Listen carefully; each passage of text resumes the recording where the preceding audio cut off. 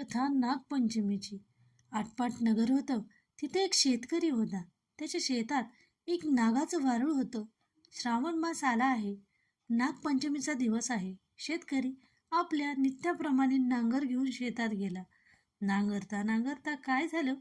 वारुळात जी नागाची नागकुळ होती त्यांना नांगराचा फाळ लागला. लोकरचं ती मेली. काही वेळाने नागिन आली. आपले वारूळ पाहू लागली. तो तिथं वारूळ नाही, पिल्लेही नाहीत. इकडं तिकडं पाहू लागली. तेव्हा नांगर रक्ताने भरलेला दिसला. तसं तिच्या मनात आलं, ह्याच्याच नांगराने माझी पिल्लं मेली. तो रोष मनात ठेवला. शेतकऱ्याचा निर्वश करावा असे तिनं मनात आणलं. फोफावातच शेतकऱ्याच्या घरी गेली. मुलाबाळांना, लेकी सुनांना, शेतकऱ्याला व त्याच्या बायकोला दंश केला. त्याबरोबर सर्वजण मरून पडली. पुढं तिला असे समजले की ह्याची एक मुलगी परगावी आहे. तिला जाऊन दंश करावा म्हणून ती निघाली. ज्या गावात मुलगी दिली होती त्या ठिकाणी आली. तो त्या घरी बाईनं पाटावर नाग नागिन 9 नागकुळ काढली आहेत. त्याची पूजा केली आहे.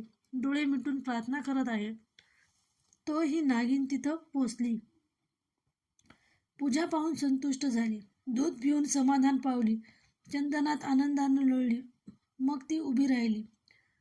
तिला म्हणू लागली, बाई, तू कोण आहेस? तुझे आईबाप कुठे आहेत?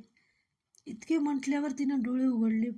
पाहते तो प्रत्यक्ष नागिन दृष्टीस पडली. बाई बिचारी भिवू लागली. नागिन म्हणाली, भिवू नको, घाबरू नको, विचारलेल्या प्रश्नाचे उत्तर दे. तिनं आपलं सर्व हकीकत सांगितली. ती ऐकून नागिनीला वाईट वाटलं.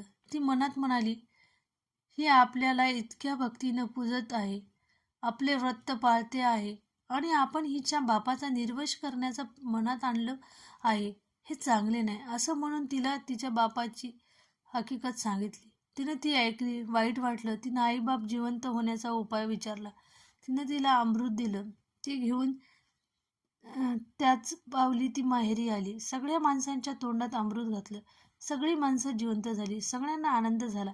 बापाला तिनं झालेली सगळी हकीकत सांगितली. तेव्हा बापाने विचारलं, हे व्रत कसं करावं? मुलीनं व्रताचा सगळा विधी सांगितला व शेवटी सांगितले की तिथे काही झालं नाही तर निदान नागपंचमीच्या दिवशी जमीन खणू नये, भाज्या चिरू नयेत, तव्यावर शिजू नये, तळलेले खाऊ नये, इतके तरी पाळावे. नागोबाला नमस्कार करावा. तेव्हापासून तो नागपंचमी पाळू लागला. जशी नागिन तिला प्रसन्न झाली तशी तुम्हा आम्हाला हो.